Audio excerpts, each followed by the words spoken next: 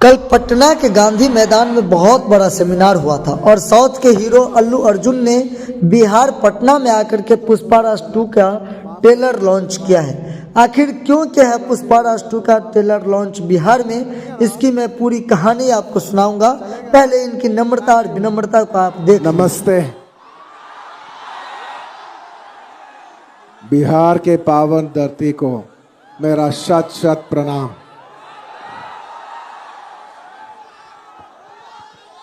पहली बार बिहार आया हूं, आपका प्यार और आपका स्वागत के लिए बहुत बहुत शुक्रिया। पुष्पा कभी झुकेगा नहीं, लेकिन आज पहली बार आपका प्यार के लिए झुकेगा। हमें बिहारी होने का तो बहुत गर्व है। आज मैंने इस वीडियो में देखा और स्पष्ट हो गया कि एक संस्कार ही बताता है जो कैसे लिया जाता है और कैसे अपने आप को ऊंचाई तक पहुंचाया जाता है।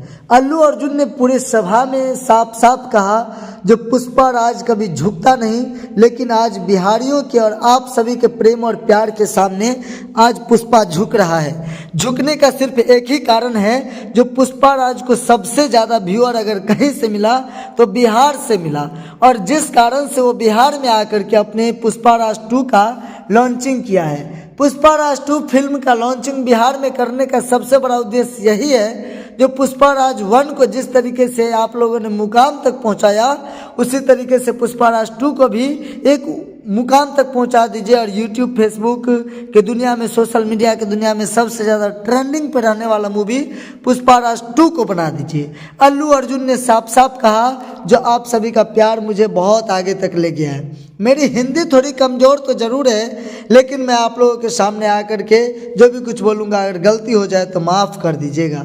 वाह वाह अल्लू अर्जुन भाई, क्या बात कही आपने।